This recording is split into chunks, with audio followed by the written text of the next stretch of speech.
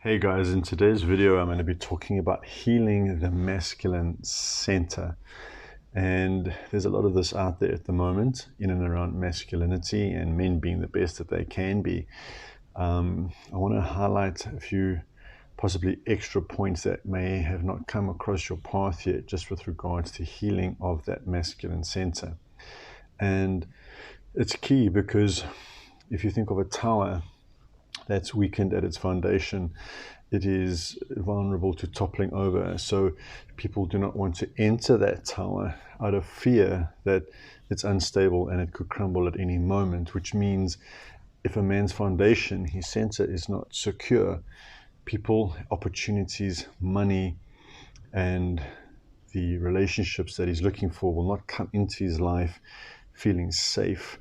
They will rather stay on the outside and not enter into his orbit. So creating a strong, solid center, that foundation in a man, has everything to do with the experience of dad, grandfather, and great-grandfather, great-great-grandfather, and all the other men that have come before him. And the absolute key here to start laying that foundation is for you guys to start to affirm that your dad is your one and only. He gave you life. So is your grandfather, your great-grandfather, and all the other men that have lived long enough to have given you life here now today. And to start to really process and work on healing that story in your head around what dad should have been, could have been, and rather start to accept him for what he was, which was the man who had a love experience with your mother and them having created you. So he was a part of that creation, a part of your start to life. And it's an important first step to lay that foundation, because so much of us as men is tied into the experience of our dads, as far as what is it that they've given us as a message in our subconscious mind in and around our ability to be able to do what we want to do in this world. It's very often from that authoritative father figure.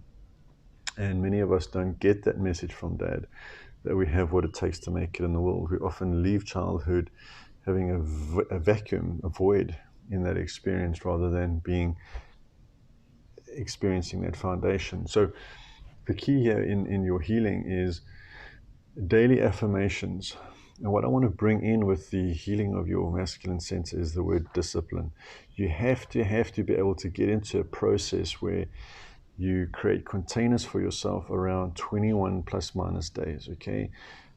It is essential to develop good habits to focus on that amount of time in and around any particular affirmation or work that you're doing to heal your center. You can't just have a good day here or there. You actually have to be able to focus for 21 days, okay? So 21 days, daily affirmations. Dad, you are my one and only. I take the life that you've given me. I see my gifts now, and I run with those. The rest I leave with you. Dad, thank you for my life. I take it now. You have a place in my heart as my one and only. Thank you for my life. Is a very healing statement, is a very healing affirmation in and around your relationship with your father, to lay that foundation to start to heal that masculine core. Okay? If you've had a childhood where you've come out of that and you feel my dad's great and everything was wonderful, I urge you to just keep saying these words that I've just shared now, because you'll find that you might actually have some emotional experience. You might be brought to tears, or just think about your dad in a fond way, in a joyful way. And that's great. Healing your masculine center is all about your relationship with your dad, and therefore your maker, right? I've experienced it with my kids. You know, they've obviously grown up now and they're teenagers, but when they were smaller, they looked at me as if I was God, right? They knew no other concept other than myself being present, and looked up at me as if I am the Almighty, right? Which I certainly wasn't. And I know that freaks out some parents when I say it like that, but that is the reality. Until the child starts to differentiate around about, say, 5, 6, 7 years of age, and they start to get the concepts of God, Father, and Son, right? And again, what we're doing by saying, Dad, I take the life that you've given me, is you're allowing your heart to humble itself to the reality that your Father came before you, and you don't have to be bigger than that energetically. You don't have to be replacing his boots. You don't have to pick up the flag and hold that now for your family. You don't have to therefore be responsible and people please in areas of your life that are not necessary, because you are now at peace with your place in your family system, right? So it's your great grandfathers, all the men, grandfather, father, and then it's you, with God kind of surrounding all of that, right? As a healing first step in and around your masculine center, that is crucial, guys, is to really focus on that dynamic in your life with the men, okay? When you start to do that, you'll find that you will be more relaxed in your nervous system and not be as perhaps anxious or worried about things, in particular also with finances.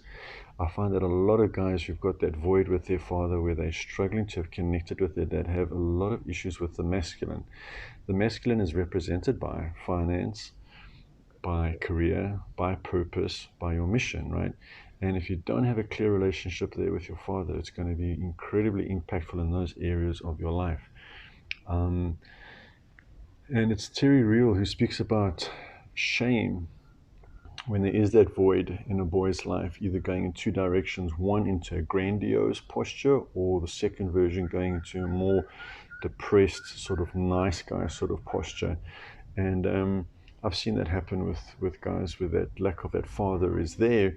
They develop that arrogance and often are too big for their boots, and often have that sort of bad boy energy, and end up in a lot of competitive sort of battles with other men. And these guys would often be pretty successful as well, because they've had to really kind of survive their childhoods, so they take no prisoners, right? And in my clinical experience, I can see that also have tended a bit more to tendencies to have more of those narcissistic type of traits.